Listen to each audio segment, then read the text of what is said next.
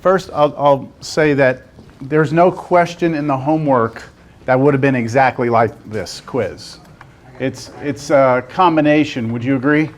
It's kind of a combination of several ideas.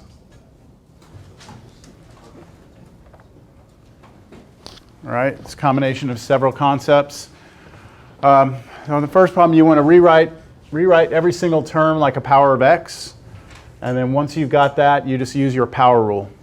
With the exception of this one, which was the special one that was natural log. Other than that, everything else is just using that power rule, which the power rule is on your formula sheet. Okay, it's there. And then plus c, plus c. All right, now on the last one, you needed to know what the antiderivative of secant squared was, which is tangent.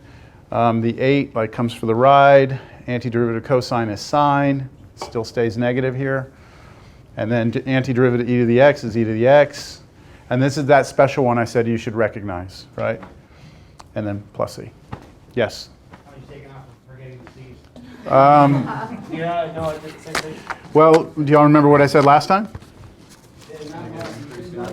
I said in the beginning I may not, but as we proceed through, I'll take off more. So I'll give you a little bit of time to remember it, but then it needs to be there. Yeah. Okay, so that's the first quiz that's officially that's going to be quiz 2, like in the paperwork it's going to be quiz 2, but that's the first one you've done in class.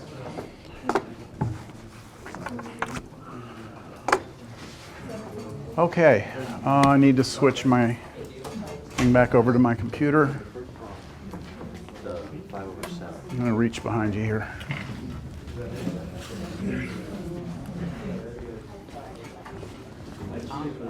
Okay, so we are continuing. We did not finish 4.7 last class, so I wanted to finish that up. What we ended with, I feel like I'm forgetting something. The microphone's on, I'm recording. Last time we basically said that if you have a position function that you take the derivative, right? Take the derivative to find the velocity. And if you differentiate that, take the derivative of that, then you will find the acceleration function. But we wanted to go backwards, right? We wanted to go back, start with the acceleration function, and be able to recover both velocity and position functions. And what was the kind of downside to going backwards? Every time you do it, you'll have plus c, which gives you a family of functions. So the only way we could ever go from here to here and nail down one function from the family is if somebody gave us some information about the function. So that's what we're going to do right now. I'm going to give you an example of how knowing a little bit about the function you'll be able to isolate which function from the family we're talking about. So take a look at this example. It says if the acceleration of an object moving in a straight line is a of t equals 24t minus 6, and s of 1 equals 7, and v of 2 equals 41, find the position function of the object, and then find s of 2. So let's first talk about what do we mean by s, what do we mean by v, and what do we mean by a. So there's three functions here. There's s, v, and a. And this one is your position. This one is your velocity. And then this one is your acceleration. All right? So what are we given then? I mean, like if we're looking big picture here, we're given this function, right? We know everything we need to know about this function. We know its definition. A of t is 24t minus 6, right? What else do we know? We know s of 1 is 7. So what is that telling us? Something about this function, right? It's telling us the position of that object at one point in time. Okay, that's what it's doing. S of 1 is 7. What about the next piece of information? V of 2 is 41. It's giving us one piece of information about this. So here's a way to visualize it. Let me draw these backwards. If S is here, V is here, and A is here, these are their graphs. Do we know the graph of A? We do, right? It's a straight line, actually. But who cares? We know its graph, right? We've got that. Check. Now, when we find the antiderivative and go backwards, we have a family of functions, a family. They all look somewhat the same, right? However, the fact that we know exactly what the v function has to be at 2, so like at 2, where do we have to be? Up at 41. There's only one of these that would do that. Do you all see that? So now, because we have this information, we will be able to nail down the exact function here. And then from there, what do? Go back again, right? And now we have another family of functions over here, but we have this information, don't we? So that means at 1 we're at 7, so that nails down that particular function. And so that's what the problem is about. First, find the position function of the object. So find that function. And then once we find it, figure out what your position is at 2. All right? Do y'all understand it visually? What's happening? Okay, let's actually do the work now. So give myself a little bit of room to work with here. Yeah, that should be good. All right, so I'm going to start off by trying to recover the velocity function. So the velocity function is going to be the antiderivative of my acceleration function. So velocity as a function of time, or t, should be the antiderivative of that, which is 24 times 1/2 t squared. So the 1/2 t squared is coming from the power rule, right? You're doing the antiderivative of t, which is 1/2 t squared. The 24 comes for the ride. And then minus what? 6t. And then we always have to have the all-important plus c. So what we know is that our velocity function is one of the family members of this set, right? This set of functions, this family, it's one of those. So now let's nail it down. So how can we nail it down? We use we use this right here. We use the fact that when we plug 2 in for t, the velocity function should spit out 41, right? So if I come in here and look at this, when I say v of 2 equals 41, what that implies is that when I plug what in for t? 2. So when I plug in 2 for t, that the result of that should be what? 41. And now we just solve for c, right? We only have one unknown in that equation. So this would be 48 minus 12 plus c is 41. 36. Take 36 away from both sides. C is 5. Okay. So now we know what the constant is, right? So that's going to be able to, that's going to allow us now to update this function. And the final version of this function is plus 5. So that is our, what function? Velocity, right? That's not what we're asked for in the problem, though. We're asked for position, right? So now we got to go back one more time to get position, and then we got to go figure out what that constant is using this information instead of this one. All right, so let's do that.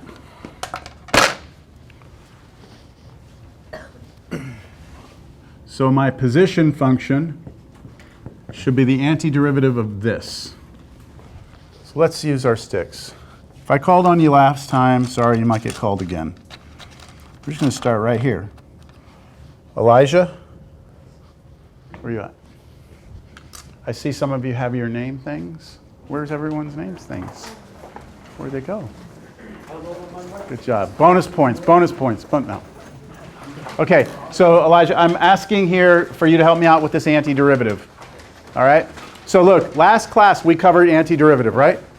I would expect that today you feel pretty comfortable with it now. And so you'll be able to crank this out. All right? So how do you feel about the antiderivative of this? What do you got? 12 times 1/3. Okay. You want to keep going? Minus 6 times 1/2 t squared Okay. plus 5t 5t plus c. Now, I'm going to use d instead of c, only because we use c already, and we're still in the same problem. Let's not confuse the two. So I'm going to use capital D. All right? That's good.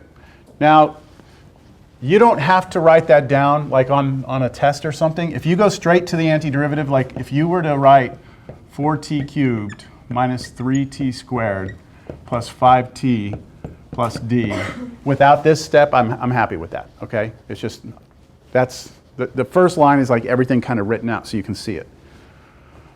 All right, Juan, where's Juan? Here. Juan, okay, what would be our next step here? We plug in the 1. We plug in 1 for t, Yes. and it should spit out 7. 7, right? So I'm going to write that down. S of 1 being equal to 7 implies that when we plug 1 in for t,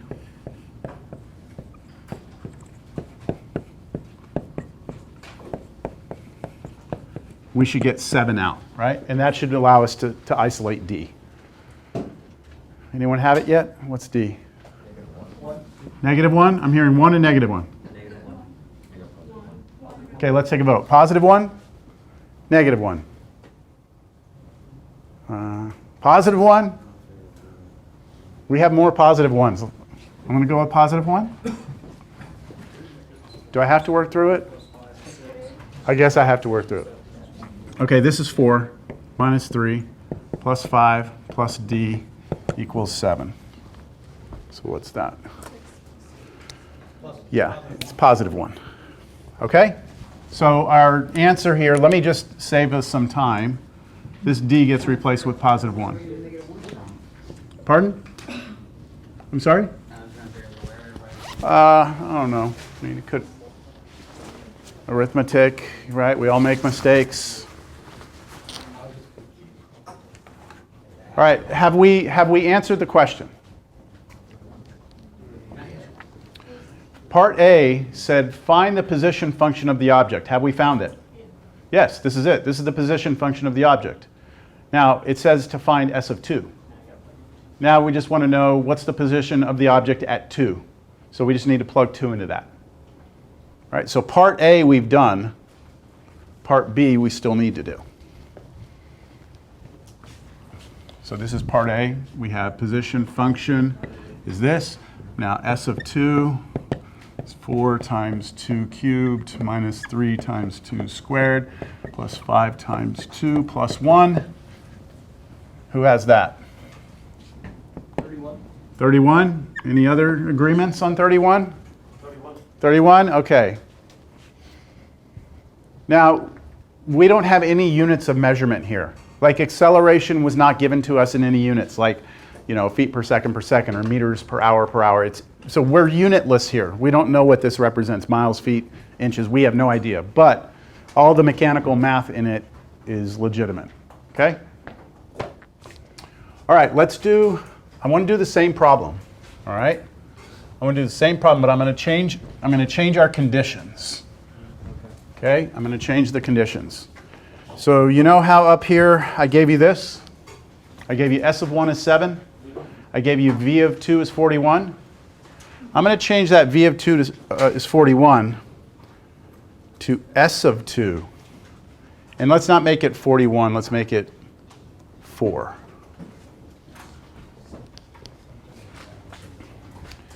Okay, so let's visually try and understand what's happening here. We have this picture again. SVA, right? We know this, yes? If we take the antiderivative and go back, we will have a family.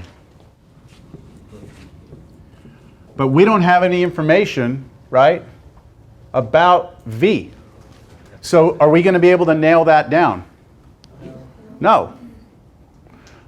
Now, if we can't nail that down, then if we try and do the antiderivative again, then each one of them has their own family. Does that make sense? So it's like it's like doubling infinity, because this is an infinite number of things, right?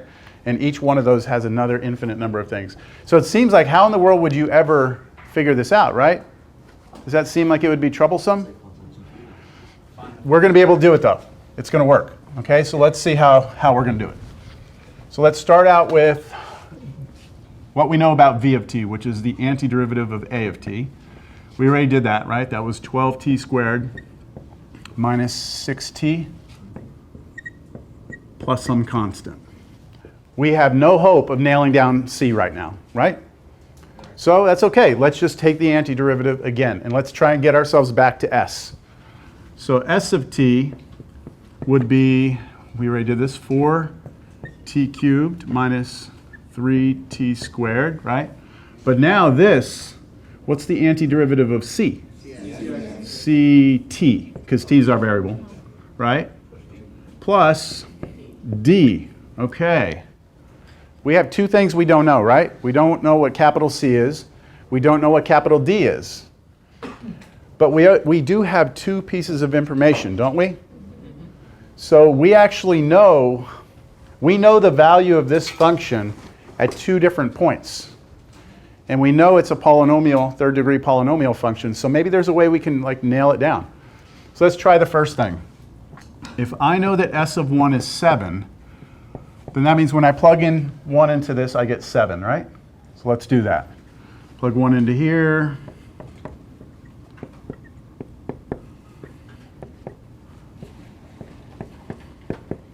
That should spit out 7, right? Okay, let's clean that up. This is 4, take away 3, add c, add d. That must equal 7. And, System of equations. yeah, so this has got two variables in it, right? C plus d equals 6. Because that's 1, I can subtract 1 from both sides. So if I have a single equation in two unknowns, this does not have a unique solution. This has an infinite number of solutions. But I have another piece of information that tells me that s of 2 is 4, right? Which means if I plug 2 into the function, it should spit out 4. So let me plug 2 in. 4 times 2 cubed minus 3 times 2 squared plus c times 2 plus d, that has to be 4. And so now let's work through this. We've got 2 cubed is 8, 8 times 4, 32, minus 4 times 3, right, 12, plus 2c plus d equals 4. Is that 20? Negative 24. Can I move? This is what? Negative 20? I'm sorry, positive 20? And then I'm subtract that on both sides. So 2c plus d is negative 16. Y'all agree? Okay, so now what we have is two equations with two unknowns. And that's a system of equations. That's college algebra, right? So now I've got to just solve this system. And I think I'll do it right here. So I'm continuing my work here. I've got c plus d has to be 6, but simultaneously 2c plus d has to be negative 16. And we usually put a brace in front of a system of equations. And Christian, where's Christian? When we solve, what, was there more than one? No? When we solve systems of equations, do you remember the two different methods we have from college algebra? There's two different ones. Isn't it like multiplication, subtraction? Okay, so I think you're giving me details about one of the methods. There's two methods to do systems. Elimination, does that sound familiar? Elimination. And then, what's the other one? Substitution. So those are our two methods. And it's your choice here. Okay, I don't care how you do it. You just need to do it. What looks easier? Probably substitution. So yeah, so this is a personal perspective. Like, you know, for me, this is elimination all day long. You can make the D's cancel pretty easily. You could also make the C's cancel easily. So I don't know. I'm going to do elimination. I'm going to multiply the top row or top equation by -1. and then 2c plus d equals negative 16. So I multiply the top equation by negative 1. That way, when I add these two equations together, my d's cancel. So add down, and you get c equals, d's are gone, right? Negative 22. So now you know what c is, right? And once you know what c is, you can go get d. So I know what c is. Now, how do I get d? You just plug C. Plug c into what? With the first equation. Any of them. Any of them. Doesn't matter which one. Okay? So I think that one's nice. So I'm going to plug it in that one. So using c plus d is equal to 6. Replacing c with negative 22. You get d is 28. And we're almost there, right? We're almost there. We have to come back in here to our position function, replace c, and replace d. So c was negative 22, and d was 28. So right here, this is the position function for this object.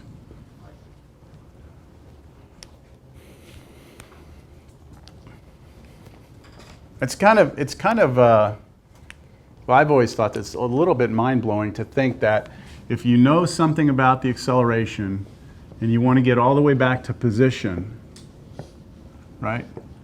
If you want to get all the way back to the position function, you either just need to know 1 point on the velocity function and 1 point on the position, or 2 points on the position, right? And you can get back. What about 2 points on the velocity? What if you had 2 points on the velocity? Could you get back to position? Yeah, because at that point it'd just be another constant. No. Maybe We'll leave that as an open question. Think about it, okay? I know the answer, but I want you to think about it. If you knew 2 points on this, could you get back to that and nail down exactly the one we're talking about?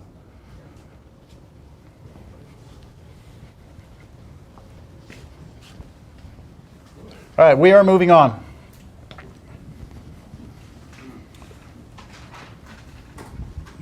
So we're going to jump from 4.7 all the way through to 5.1 or 5.5.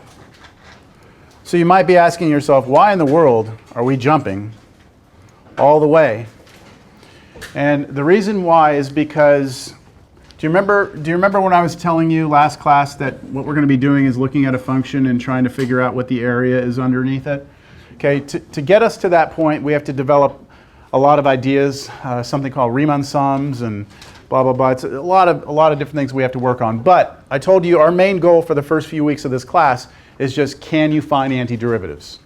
After we get really good at finding antiderivatives, then we will start getting into this. So this stuff starts at the beginning of chapter 5. And so we're skipping that, and we're going to just get to later in chapter 5 where we start talking about how do we do harder antiderivatives, right? So with that, I need to introduce some notation. And 5.5 is where we first start seeing some new notation. So if we're given a function, little f of x, if we wish to find the general antiderivative of this, then I could actually write down, just like on your quiz, find the general antiderivative. Or we can use a shorthand notation. And this is the shorthand notation right here.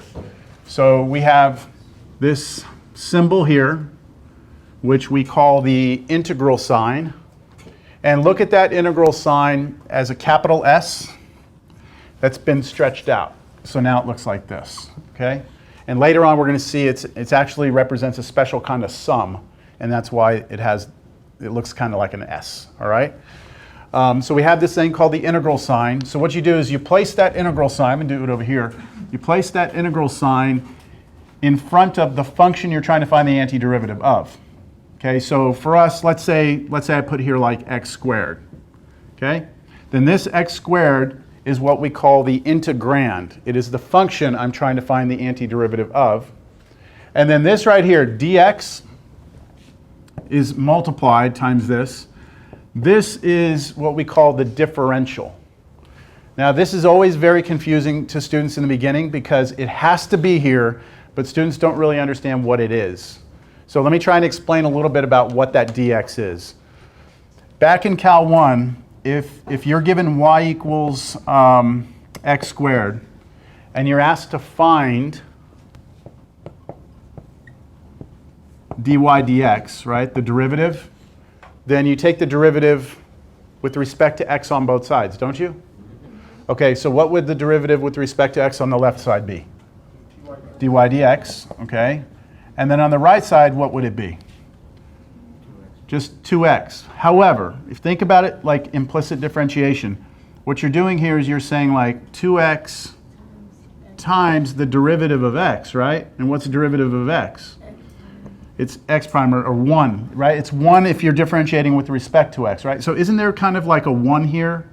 But that 1 is really just the derivative of x with respect to itself. We usually don't write it.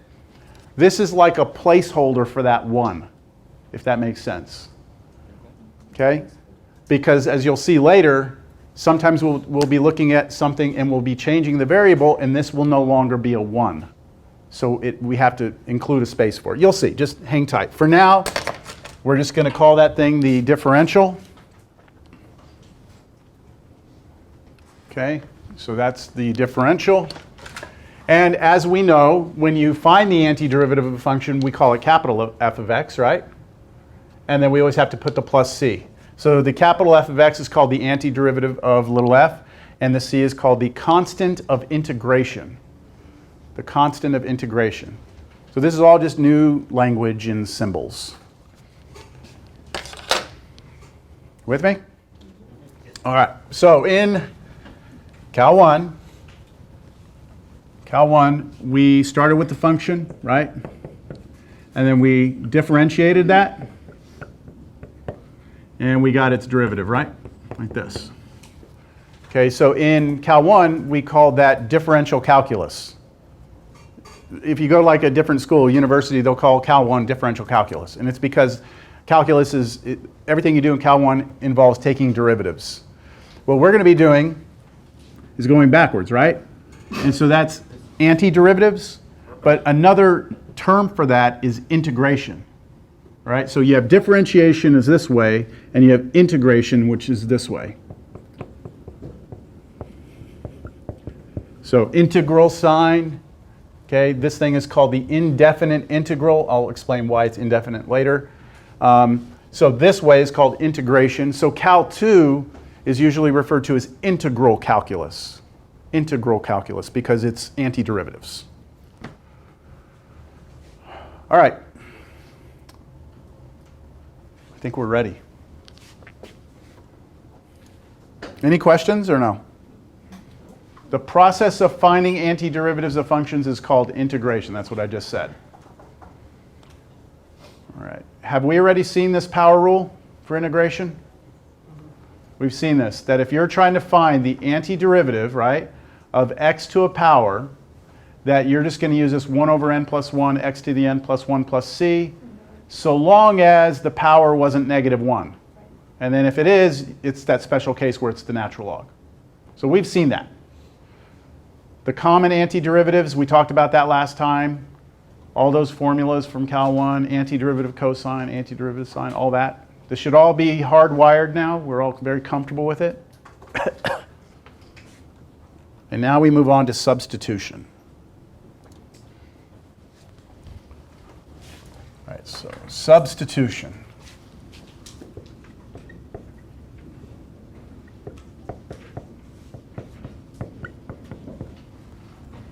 What? Substitution. Substitution, all right? This is also referred to as, or you'll hear me call it, and most people call it U sub. U sub. All right, so to motivate this, let me just remind you, there's a lot of things we cannot take the antiderivative of right now. Right? We can do quite a bit, but there's a lot we can't do. So to kind of get you thinking about more complicated functions, let's actually start with a function, take its derivative, and think about what it would be to try and go backwards. So let's start with this. Let me start with the capital F of x. So I'm starting with the antiderivative. What if I tell you that, that it is,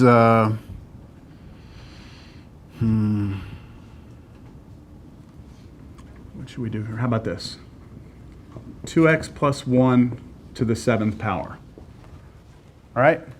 So let's just do Cal 1 right now. Let's take its derivative. So what's the derivative of this? So the derivative of this would be 7, 2x plus 1 to what power? 6th times 2. And the 2 comes from the chain rule that you have to take derivative of what's inside, right? So this would really be 14 and then 2x plus 1 to the 6th, right? That's what that is. Now, let me try and phrase this problem now as an integral. What if I told you I wanted you to find the antiderivative, right? That's what that means, of 2x plus 1 to the 6th. And then I have to put dx here every single time I do an integral. So what if I'm asking you to find the antiderivative of this? Well, it's almost this, isn't it? I mean, that's almost it right there. So that came from where? It came from here, right? But the 14 is a problem, isn't it? Like, we don't have a 14 here. So if we were to say the antiderivative of this was this, then we'd be off, right? Wouldn't we be incorrect? So all I'm trying to get you to see is that there's a little more at play here than just a simple a simple power rule. Like, this is to the 6th, so you don't just add 1 and then put 1/7 out here. Do y'all agree?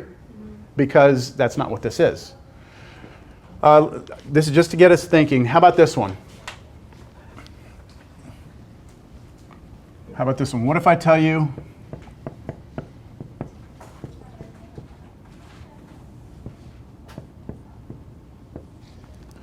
that the antiderivative of something is that? Well, then what would its derivative be? A negative sign. Negative sign, so you're using chain rule, right? Negative sign, and then x squared, and then multiply that times 2x, right? Right, that's what that would be. So over here, if I asked you right now for the antiderivative of sine of x squared, let's say I was asking for this. Is the answer just cosine of x squared? It's not, right? Because we know that if you have cosine of x squared and you take its derivative, it's rather complicated, isn't it? So all I'm getting at is that this is harder than it may appear. And so we need some sort of technique in order to try and attack these. And the first technique we have is this thing called U substitution. Right? And unfortunately, it's not like a cookie cutter. It's not like you can just always do this. It's something we try. So let me give you the steps.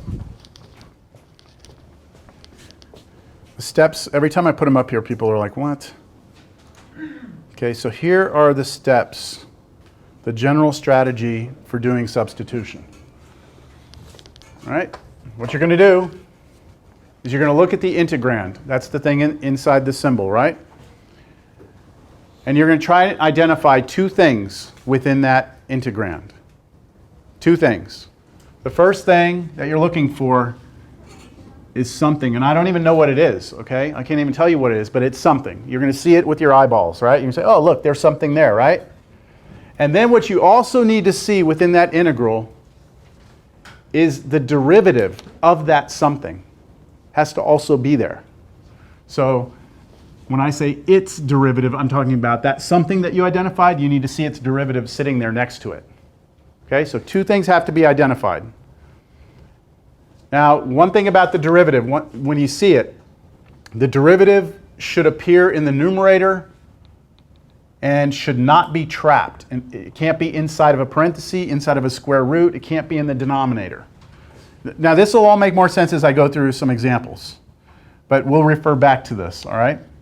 So if you can identify something and you see its derivative, and its derivative is in the numerator, and it's not trapped inside of a root or raised to a power or something like that, and the derivative that you see here, it's okay if it's off by a constant. So that means when you look at this something and you take its derivative, let's say the something you pick is x squared, okay? Let's just say it's x squared. what would its derivative be? 2x. What if you see 8x? Well, this step is saying it's okay. If you're off by a constant, it's still okay to use this method. And then what you're going to do is you're going to make a substitution, and you're going to replace the something that you saw with u, and then you're going to do a procedure. All right? Now, I understand these steps. That's it. There's nothing more to it. All right? You just have to see this in action, I think, in order for you to start to unwrap it. All right?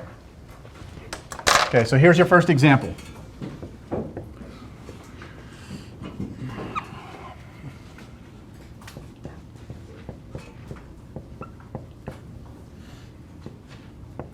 All right. Now on this first example, I'm going to tell you what the substitution is. I'm going to tell you what u is going to be, and then we're going to talk about why. U is equal to x squared plus 1. I'm giving you this. All right? So let's discuss why this is going to work, or why we think it might work.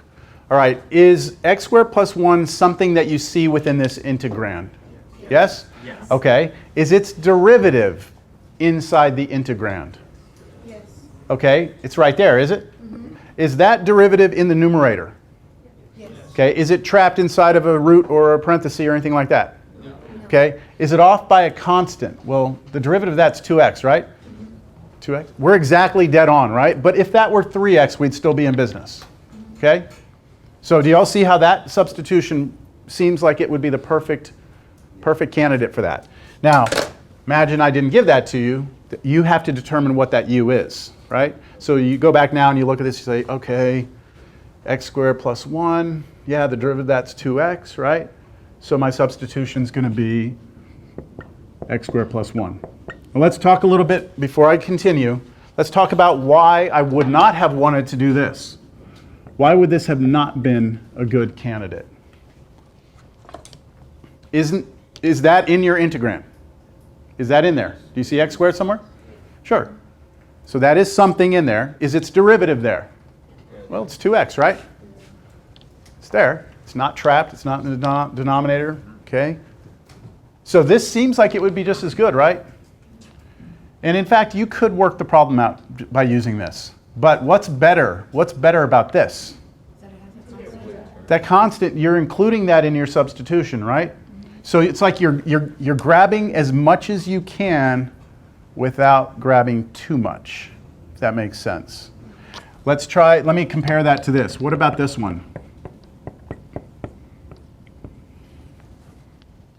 Okay, is this in there? Yes. Yes? What's wrong with it? I think I heard it. The exponent. Yeah, this 7. So what's the derivative of this? 7. This thing to the 6th times 2x. Do you see all of that somewhere? No, I don't see that thing to the 6th. See, if you're going to call this right here u, right? That would be your u. Then the only thing left for you to look at is this right here.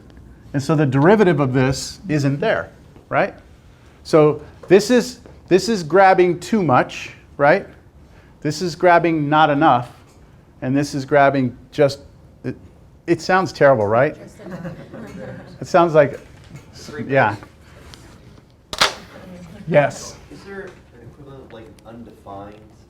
What do you mean? answer to these? Like, is there a way like this cannot be solved? Oh, yeah. Like, is there an integral I can give you that you can't solve no matter what? Oh, yeah, absolutely. And in the beginning of class, I mentioned to you this thing, Power Series, Chapter 8. So the whole beauty of Chapter 8 is that you can, but you have to use series to do it.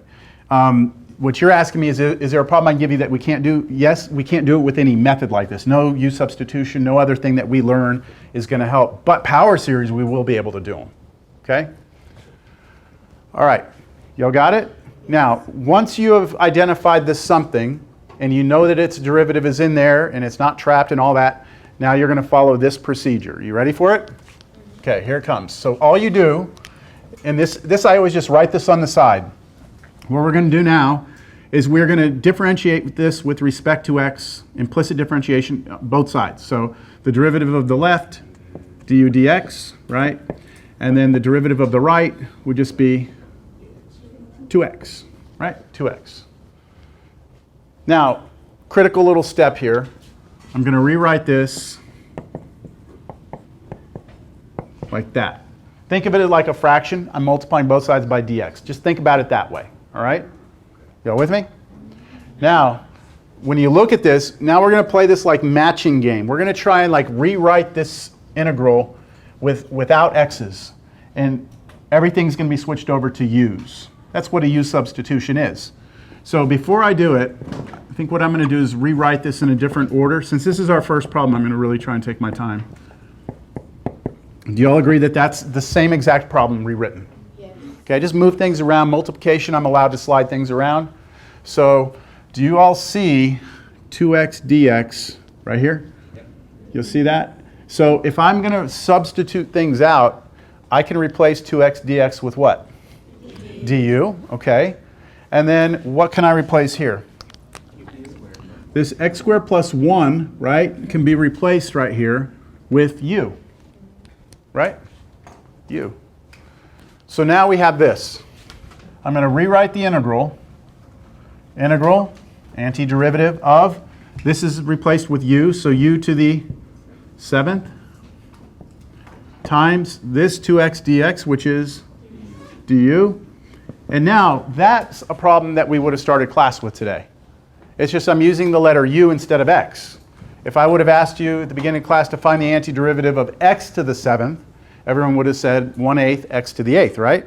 But now we have u instead of x. So the antiderivative of this will be 1/8 u to the 8th plus c.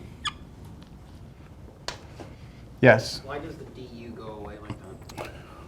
Why does the du go away? Well, remember I said it's more of like a placeholder? It's just to keep track, because du is not 1, is it? Du is 2x dx, right? So this is now taking, up here dx was 1, right? But here, it's just keeping track of this piece for us. So when you undo this, you don't need to think about this at all when you do the antiderivative, because this is that part of the chain rule that comes out when you differentiate, right? When we differentiate that du is the chain rule popping out the end. Make sense? So we don't want to do anything with it over here. Okay. Now, some students have problems with like what to do with this. They always want to try and like represent it somewhere over here in this answer. So I always tell my students, if you really want to try and do something with this, even though it's not at all correct, just say that turns into the plus c. And that way you don't forget it. Okay? All right. Okay, now are we done? We're not done, because our original problem was in terms of x, right? And so our answer should be in terms of x. So all I'm going to do now is replace u with what? X squared plus 1. So I'm going to do x squared plus 1 to the 8th, and then plus c. So there it is. That should be the antiderivative of this. How could we check it? Take the derivative, right? So let's just do that quickly. If we take the derivative of this, the 8 comes out, gets killed off. So it'll be x squared plus 1 to the 7th. Good? Then times the derivative of what's inside, which is 2x, which is up there. And then the dx is like a 1. You don't have to worry about that. So you're just making sure that the derivative of this matches up with that. Yes? You wouldn't bring the integral notation with your final Nope. answer? Nope, because this is telling you find the antiderivative, and this is you saying, well, here it is, right? So the integral sign is gone. Think of it as when you write like, when you take like x squared, and you take the derivative and you say 2x, like that derivative symbol's gone because you've done the operation, right? So the integral sign is gone because we've actually found the antiderivative. Yeah? Yeah. Okay. All right, shall we try another one? Okay, let's do another one.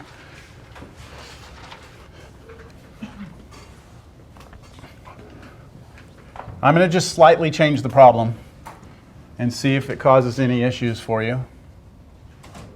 I'm going to change that. I'm going to take the 2 out. Okay? So how dramatic of an impact does that have on us? So this is where you have to sit there and you have to figure out what u is. So do you think x squared plus 1 is still a good candidate? Yes. Okay, let's go for it. Let's say u is x squared plus 1. Now the derivative of this is 2x, right? we have x, not 2x, but it's okay to be off by a constant. It's okay. We will be able to recover it still. Now watch how we do it. We write du dx, and we go 2x, right?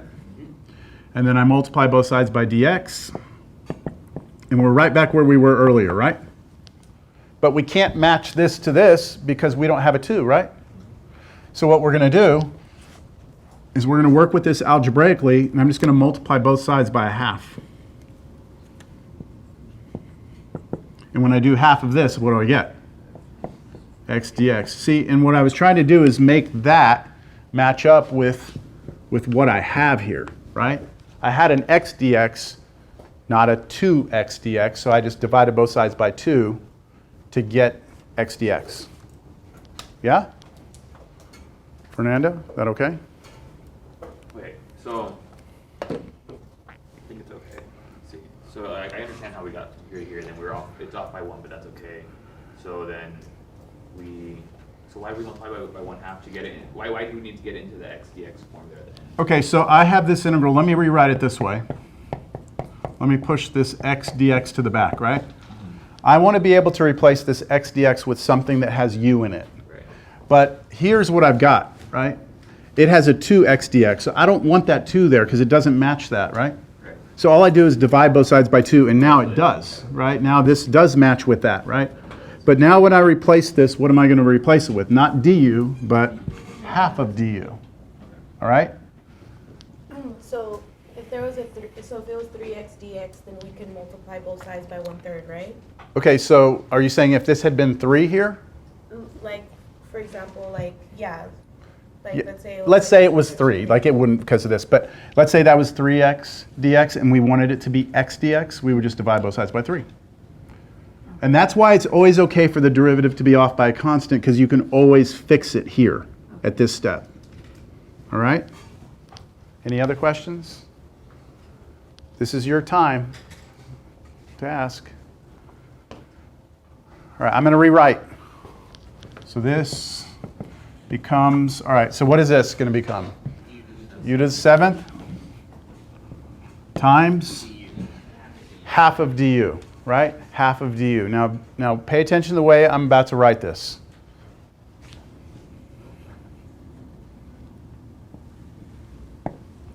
So what I did is, instead of putting the half du inside, I put the half on the outside. And that's because constants are going to just come for the ride, aren't they? Just like they did in differentiation, in antiderivatives, constants come for the ride. So I'm just going to leave the 1/2 out here. I'm going to use my power rule on this and just bring the 1/2. So I'll continue that over here. I have that equals 1/2. And then antiderivative of u to the 7th we've already done. That's 1/8 u to the 8th plus a constant, right? So notice the integral sign went away, right? Because we actually took the antiderivative. There it is, 1/2 at front. So what's my final answer? 1/16 u to, not u, sorry. Got to replace u with what? X squared plus 1 to the 8th plus c. And now you can check it. What's great about this, I mean, like, it all works. Like, if you were to take the derivative, right, let's do it. 8 comes out, right, so what would happen? 8 over 16, that would give you what? 1/2, and then x squared plus 1 to the 7th times derivative of what's inside, 2x, and that's where that 2 and the half go away. And that's where you get that x and not the 2 there, right? It all works. Okay.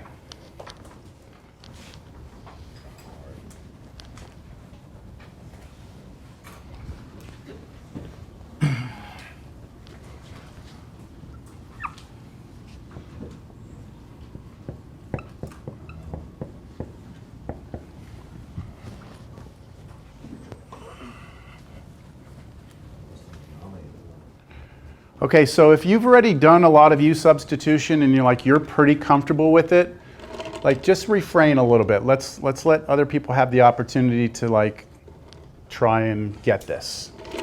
Because I know if you've been doing u sub for a while, this is maybe not that difficult. Let's try some sticks.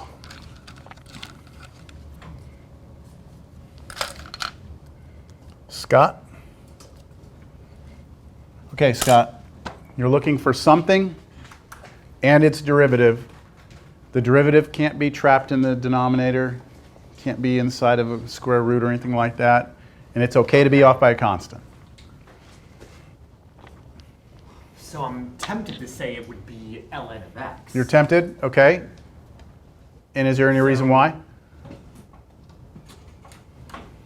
Well, because it's, if you take out the ln of x, you've still got the 1 over x. Okay, so let me write that down. Of 1 over, of ln of x. I think what you're implying is that that would be like a legal algebraic move to like pull those apart like that. I actually switched the order, but if I multiply those back together, is that this?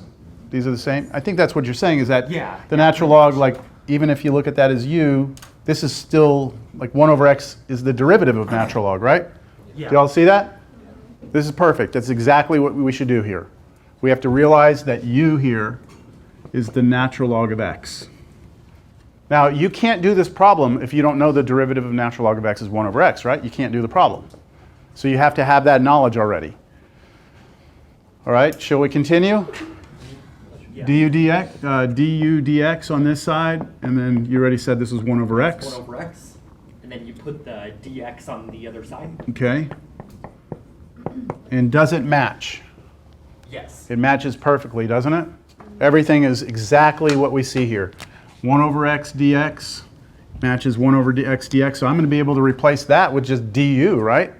That's going to be just du, not even off by a constant.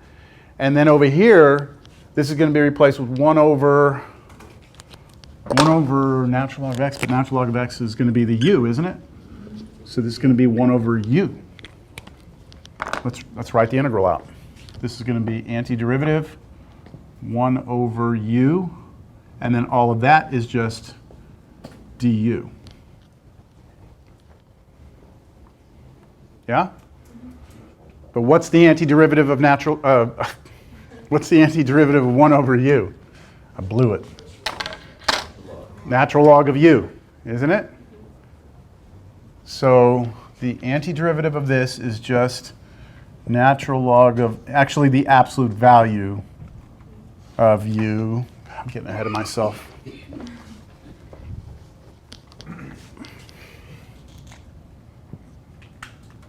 Plus c. Right? You all following that? Okay, but we have to make sure our answer is in terms of x, not u. So what was u? The natural log of x. So this is going to be the natural log of the absolute value of the natural log of x plus c. Right? The natural log of the natural log of x plus c. So if we took the derivative of this, we should get back that. Interesting.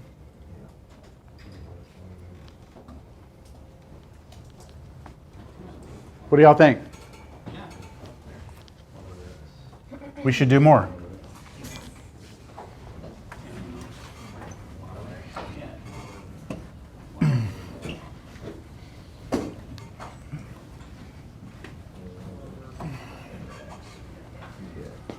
How about this?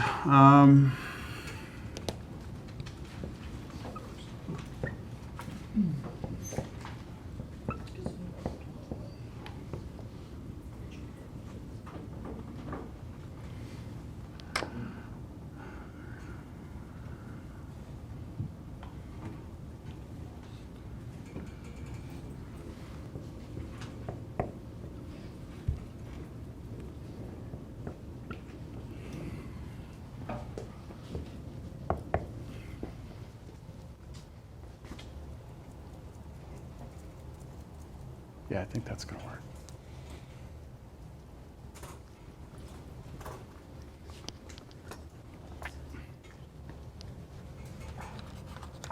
Nicholas. Where's Nicholas?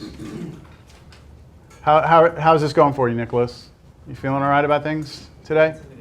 A little intimidated? Okay, well, got to try.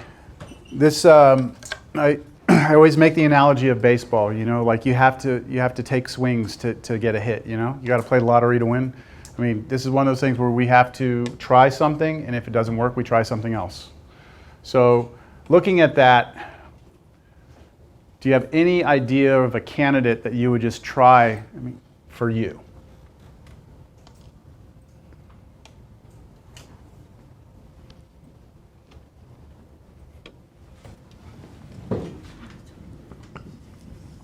Just go with your instinct. The numerator. Okay, so if we go with the numerator, what is that? What is the derivative of this? So what would the derivative of that be? 24x, right? Sorry, I forgot the x. So do you see 24x sitting by itself somewhere? No, so this is probably not a good candidate for you. All right, so I'm giving you another chance. Try something else. So the numerator didn't work.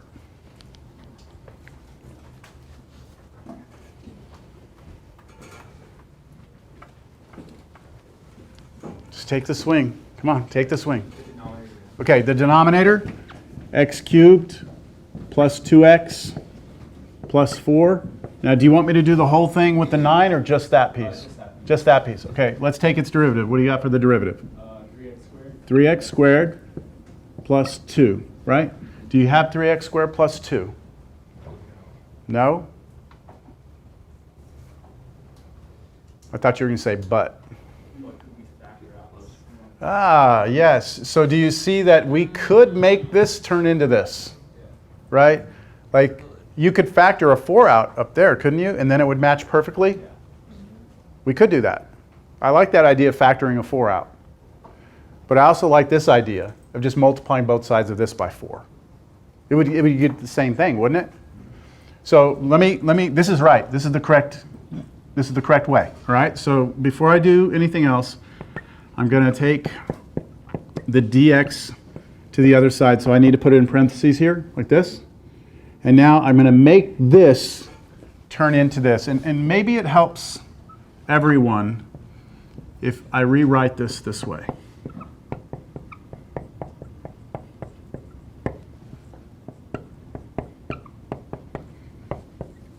Just kind of peeling this numerator off to the side like this. It's the same thing, isn't it?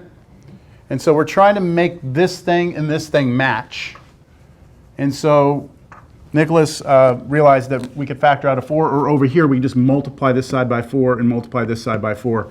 That would distribute through and give you the 12x squared plus 8, right? Then they would match. So 4 du equals 12x squared plus 8 dx. All right, Nicholas, I want you to keep going. Okay, then you would substitute. You ready to substitute? Okay, so here we go. Integral sign first, right? No, put the 4 out. Oh, you want the 4 now? Okay, so you're going to go ahead and do that 4 out now. Fine with me? Okay, what would this become? 1 over u 1 over u to the 9th, and then this times times du. And the 4 already you took out. Perfect. Now, can we handle that? Priscilla? We can handle that? Okay, I'm going to leave this on the board. I don't want to erase that. Priscilla, would you rewrite that first before you do the antiderivative? Is that the way you would do it? Like, would you, Like, put it in terms? like u to the -9, would you do that? Du? This is not a natural log. Everyone agree? Because that has to be a 1 for this to be antiderivative as natural log. So if it's not 1 down here, then you have to rewrite it as u to a power, Right, and then use your power rule, right. right? Okay, so you want to keep going? Then wouldn't you substitute, plug in back u and du? If we do that, we're going to get back to the original problem. We haven't found the antiderivative yet, right? We've just gotten it to a nice, clean, pretty-looking thing so that we can use the power rule. So then we could take the general, we use the general. General, yeah. So what would the antiderivative of this be? It would be 1 over -8 Good. u to the power of -8. There we go. Plus Plus c. There we go. Everyone okay with that? That's just using what we learned last class. You know, if this is 1 over x to the 9th, you'd rewrite it as x to the -9, and then you'd use your power rule.